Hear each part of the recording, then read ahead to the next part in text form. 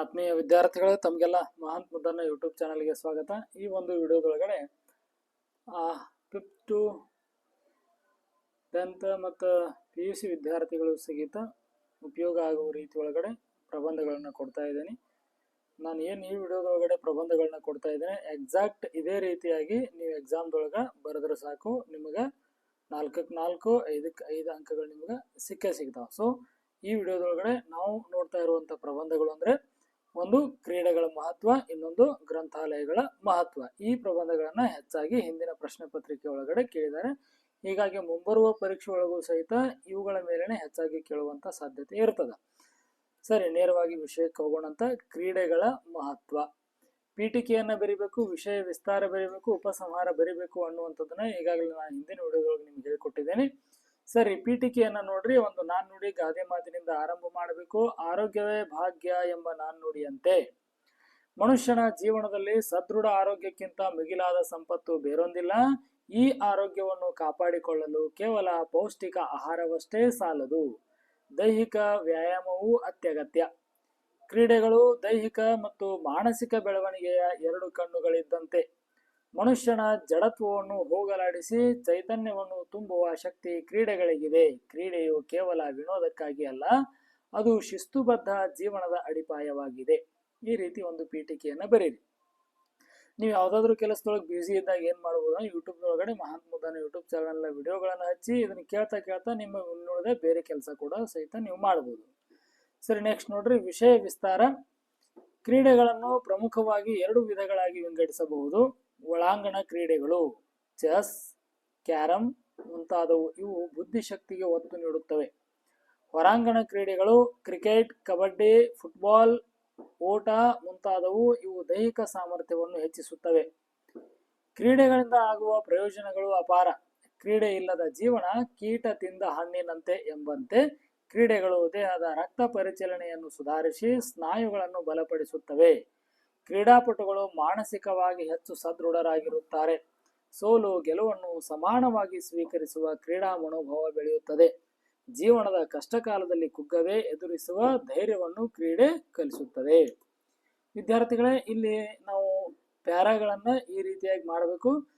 Okay, ಇಲ್ಲಿ ಪ್ಯಾರಾಗಳು ಮಾಡ್ಬೇಕಾದ್ರೆ starting ಒಳಗೆ ಇಷ್ಟು ಸ್ಪೇಸ್ ಅನ್ನು ನಾವು ಬಿಡಬೇಕಾಗ್ತದೆ ಪ್ರತಿ ಪ್ಯಾರಾ, ಹೊಸ ಪ್ಯಾರಾಗಳನ್ನ ಮಾಡುವಾಗ ಈ ರೀತಿಯಾಗಿ.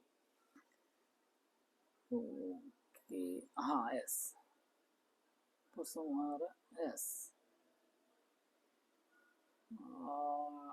ನೋಡ್ರಿ ಹಂಗಾರೀಗ ವಿದ್ಯಾರ್ಥಿ ಜೀವನದಲ್ಲಿ ಕ್ರೀಡೆಗಳ ಪಾತ್ರ ಬಹಳ ದೊಡ್ಡದು. ಗಿಡವಾಗಿ ಬಗ್ಗದ್ದು ಮರವಾಗಿ ಬಗ್ಗೀತೆ ಎಂಬ ಗಾದೆಯಂತೆ ಬಾಲ್ಯದಿಂದಲೇ ಕ್ರೀಡೆಗಳಲ್ಲಿ ತೊಡಗಿಕೊಂಡರೆ ಶಿಸ್ತು, ಸಮಯ ಪಾಲನೆ ಮತ್ತು ಗುರಿ ತಲುಪುವ ಹಂಬಲ ಬೆಳೆಯುತ್ತದೆ. ಶಾಲಾ ಪಠ್ಯದ ಜೊತೆಗೆ ಕ್ರೀಡೆಗಳಿಗೂ ಪ್ರಾಮುಖ್ಯತೆ ನೀಡಬೇಕು. ತಂಡದಲ್ಲಿ ಆಡುವುದರಿಂದ ಸಹಕಾರ, ಭ್ರಾತೃತ್ವ ಮತ್ತು ನಾಯಕತ್ವದ ಗುಣಗಳು ವೃದ್ಧಿಯಾಗುತ್ತವೆ. ಒಂದೇ ಕೈಯಿಂದ ಚಪ್ಪಾಳೆ ತಟ್ಟಲು ಸಾಧ್ಯವಿಲ್ಲ ಎನ್ನುವಂತೆ ಗುಂಪು ಕ್ರೀಡೆಗಳು ಒಗ್ಗಟ್ಟಿನ ಬಲವನ್ನು ಸಾರುತ್ತವೆ.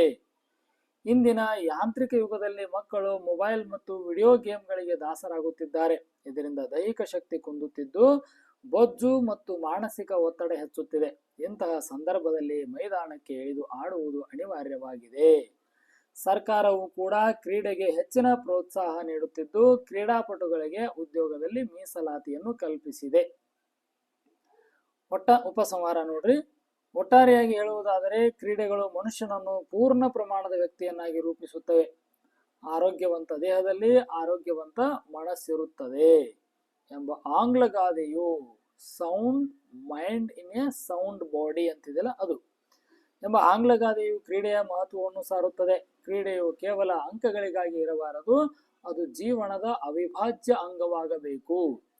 ಕಾಯಕವೇ ಕೈಲಾಸ ಎಂಬ ತತ್ವದಂತೆ ಕ್ರೀಡೆಯನ್ನೂ ಒಂದು ಕಾಯಕವೆಂದು ಭಾವಿಸಿ ತೊಡಗಿಸಿಕೊಂಡರೆ ದೇಶದ ಕೀರ್ತಿ ತರುವ ಜೊತೆಗೆ ವೈಯಕ್ತಿಕವಾಗಿಯೂ ಉನ್ನತ ಸಾಧನೆ ಮಾಡಲು ಸಾಧ್ಯ. ಆದ್ದರಿಂದ ಬನ್ನಿ ಮೈದಾನಕ್ಕೆ ಇಳಿಯೋಣ, ಆರೋಗ್ಯವಂತ ಭಾರತವನ್ನು ನಿರ್ಮಿಸೋಣ. ಈ ರೀತಿಯಾಗಿ ನೀವು ಪ್ರಬಂಧವನ್ನ ಎಕ್ಸಾಕ್ಟ್ ಇದನ್ನ ಪ್ರಾಕ್ಟೀಸ್ ಮಾಡ್ಕೊಳ್ರಿ. ನಿಮ್ಮ ಎಕ್ಸಾಮ್ದೊಳಗೆ ಕೇಳಿದ್ರು ಅಂದ್ರೆ ಇಲ್ಲಿ ಹೇಗಿದೆಯೋ ಅದೇ ರೀತಿಯಾಗಿ ನೀವು ಬರೆದ್ರೆ ಸಾಕು. ಓಕೆ, ಒಂದಿಷ್ಟು ಪ್ಯಾರಾ ಮಾಡ್ಕೊಳ್ತೇನೆ ಅರೇಂಜ್ಮೆಂಟ್.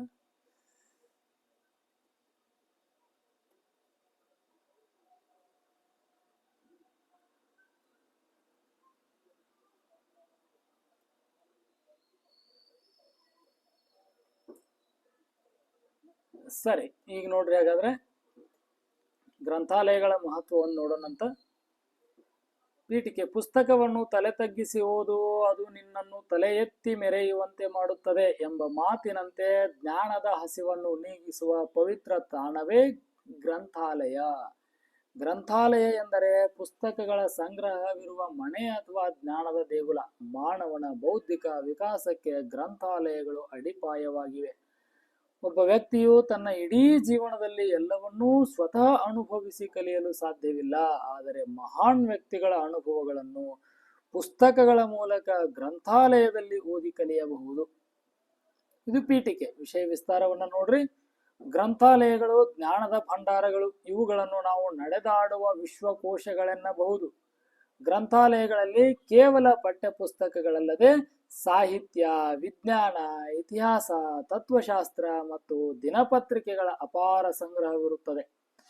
ವಾಚನಂ ಸರ್ವಜ್ಞಾನ ಸಿದ್ಧಿದಂ, ಅಂದರೆ ಓದುವುದರಿಂದ ಎಲ್ಲಾ ಜ್ಞಾನವೂ ಸಿದ್ಧಿಸುತ್ತದೆ. ಗ್ರಂಥಾಲಯವು ಬಡವ ಶ್ರೀಮಂತ ಎಂಬ ಭೇದವಿಲ್ಲದೆ ಎಲ್ಲರಿಗೂ ಜ್ಞಾನದ ಬಾಗಿಲನ್ನು ತೆರೆದಿಟ್ಟಿರುತ್ತದೆ. ಗ್ರಂಥಾಲಯಗಳಲ್ಲಿ ಮುಖ್ಯವಾಗಿ 3 ವಿಧಗಳಿವೆ. ಸಾರ್ವಜನಿಕ ಗ್ರಂಥಾಲಯಗಳು, ಇವು ಸಾಮಾನ್ಯ ಜನರಿಗಾಗಿ ಸರ್ಕಾರದಿಂದ ನಡೆಸಲ್ಪಡುತ್ತವೆ. ಶೈಕ್ಷಣಿಕ ಗ್ರಂಥಾಲಯಗಳು, ಇವು ಶಾಲೆ ಮತ್ತು ಕಾಲೇಜುಗಳಲ್ಲಿ ವಿದ್ಯಾರ್ಥಿಗಳಿಗಾಗಿ ಇರುತ್ತವೆ.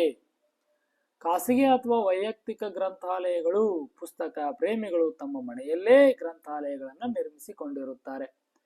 ವಿದ್ಯಾರ್ಥಿ ಜೀವನದಲ್ಲಿ ಗ್ರಂಥಾಲಯದ ಪಾತ್ರ ಬಹುಮುಖ್ಯ. ಹೊತ್ತಿಗೆಯೇ ಉತ್ತಮ ಹಿತೈಷಿ ಎಂಬಂತೆ ಸಂಕಷ್ಟದ ಸಮಯದಲ್ಲಿ ಅಥವಾ ದಾರಿ ತಪ್ಪಿದಾಗ ಉತ್ತಮ ಪುಸ್ತಕಗಳು ನಮಗೆ ಮಾರ್ಗದರ್ಶನ ನೀಡುತ್ತವೆ. ಇಂದಿನ ಇಂಟರ್ನೆಟ್ ಯುಗದಲ್ಲಿ ಮೊಬೈಲ್ ಫೋನ್ಗಳು ಬಂದಿದ್ದರೂ ಪುಸ್ತಕವನ್ನು ಕೈಯಲ್ಲಿ ಹಿಡಿದು ಓದುವುದರಿಂದ ಸಿಗುವ ಏಕಾಗ್ರತೆ ಮತ್ತು ಆನಂದ ಬೇರೆಲ್ಲೂ ಸಿಗದು. ಪುಸ್ತಕದ ಓದು ವ್ಯಕ್ತಿತ್ವದ ರೂಪು ಎನ್ನುವಂತೆ ಓದುವ ಹವ್ಯಾಸವು ನಮ್ಮಲ್ಲಿ ತಾಳ್ಮೆ ಮತ್ತು ಚಿಂತನಾ ಶಕ್ತಿಯನ್ನು ಬೆಳೆಸುತ್ತದೆ. ಕರ್ನಾಟಕದ ಸಂದರ್ಭದಲ್ಲಿ ಹೇಳುವುದಾದರೆ ಸಾರ್ವಜನಿಕ ಗ್ರಂಥಾಲಯಗಳ ಪಿತಾಮಹ ಎನಿಸಿಕೊಂಡಿರುವ ಡಾಕ್ಟರ್ SR ರಂಗನಾಥನ್ ಅವರು ಗ್ರಂಥಾಲಯ ಶಾಸ್ತ್ರಕ್ಕೆ ನೀಡಿದ ಕೊಡುಗೆ ಅಪಾರ. ಪ್ರತಿ ಹಳ್ಳಿಯಲ್ಲೂ ಒಂದು ಗ್ರಂಥಾಲಯವಿರಬೇಕು ಎಂಬುದು ಅವರ ಕನಸಾಗಿತ್ತು. ಮನೆಯೇ ಮೊದಲ ಪಾಠಶಾಲೆ ಎನ್ನುತ್ತೇವೆ, ಹಾಗೆಯೇ ಗ್ರಂಥಾಲಯವು ಜೀವನದ ಪಾಠಶಾಲೆಯಾಗಿದೆ. ಇನ್ನು ಉಪಸಂಹಾರ: ಒಟ್ಟಾರೆಯಾಗಿ ಹೇಳುವುದಾದರೆ ಗ್ರಂಥಾಲಯಗಳು ಸಮಾಜದ ಸಾಂಸ್ಕೃತಿಕ ಕೇಂದ್ರಗಳು. ಜ್ಞಾನವು ಹಂಚಿದಷ್ಟು ಹೆಚ್ಚಾಗುತ್ತದೆ. ಇಂದಿನ ಯುವ ಪೀಳಿಗೆಯು ಮೊಬೈಲ್ ಗೀಳಿನಿಂದ ಹೊರಬಂದು ಗ್ರಂಥಾಲಯಗಳ ಸದುಪಯೋಗ ಪಡಿಸಿಕೊಳ್ಳಬೇಕು. ಪ್ರತಿಯೊಬ್ಬರೂ ಪ್ರತಿದಿನ ಕನಿಷ್ಠ ಅರ್ಧ ಗಂಟೆಯಾದರೂ ಗ್ರಂಥಾಲಯದಲ್ಲಿ ಕಳೆಯುವ ಹವ್ಯಾಸ ಬೆಳೆಸಿಕೊಳ್ಳಬೇಕು. ದೇಶ ಸುತ್ತು ಕೋಶ ಓದು ಎಂಬ ಗಾದೆಯಂತೆ ದೇಶ ಸುತ್ತಲು ಸಾಧ್ಯವಾಗದಿದ್ದರೂ ಕೋಶಗಳನ್ನು, ಅಂದರೆ ಪುಸ್ತಕಗಳನ್ನು ಓದುವುದರಿಂದ ಜಗತ್ತಿನ ಜ್ಞಾನವನ್ನು ನಮ್ಮದಾಗಿಸಿಕೊಳ್ಳಬಹುದು. ಜ್ಞಾನವಂತ ಸಮಾಜವೇ ಸದೃಢ ರಾಷ್ಟ್ರದ ಆಸ್ತಿ. ಇಷ್ಟು ಸರಿ. ಈ ರೀತಿಯಾಗಿ ಬರೀರಿ. ಆತ್ಮೀಯ ವಿದ್ಯಾರ್ಥಿಗಳೇ, ಮಹಾತ್ಮ ಮುದ್ದನ ಯೂಟ್ಯೂಬ್ ಚಾನಲ್ನ ಇನ್ನೂ ಸಬ್ಸ್ಕ್ರೈಬ್ ಮಾಡ್ಕೊಂಡಿಲ್ಲ ಅಂದ್ರೆ ಸಬ್ಸ್ಕ್ರೈಬ್ ಮಾಡ್ರಿ, ವಿಡಿಯೋವನ್ನು ಲೈಕ್ ಮಾಡ್ರಿ. ಈ ವಿಡಿಯೋದ ಡಿಸ್ಕ್ರಿಪ್ಷನ್ ಒಳಗಡೆ ವಾಟ್ಸಪ್ ಚಾನಲ್ ಲಿಂಕ್ ಅದ. ಹಾಗೆ ನಮ್ದು ಒಂದು ಬ್ಲಾಗ್ ಸ್ಪಾಟ್ ಇದೆ, ಮಹಾತ್ಮ ಮುದ್ದನ್ನ blogspot.com ಅಂತೇಳಿ. ಅಲ್ಲಿ ಸ್ಟಡಿ ಮಟೀರಿಯಲ್ ಕೂಡ ಅಪ್ಲೈ ಮಾಡ್ತಾ ಇರ್ತೇನೆ. ನೀವು ಡೈರೆಕ್ಟ್ ಹೋಗಿ ಅಲ್ಲಿ ಡೌನ್ಲೋಡ್ ಕೂಡ ಮಾಡ್ಕೋಬಹುದು. ಇದಿಷ್ಟು ಇವತ್ತಿನ ವಿಡಿಯೋ ಆಗಿತ್ತು. ಮುಂದೆ ಮತ್ತೆ ಯಾವ್ದಾದ್ರು ನಿಮಗೆ ವಿಡಿಯೋ ಬೇಕಂದ್ರೆ ಕಮೆಂಟ್ ಅನ್ನ ಮಾಡ್ರಿ, ಅದ್ರ ಮೇಲೆ ನಾನು ಕ್ಲಾಸ್ ಅನ್ನ ಮಾಡ್ತೀನಿ. ನಿಮಗೆಲ್ಲರಿಗೂ ಧನ್ಯವಾದಗಳು.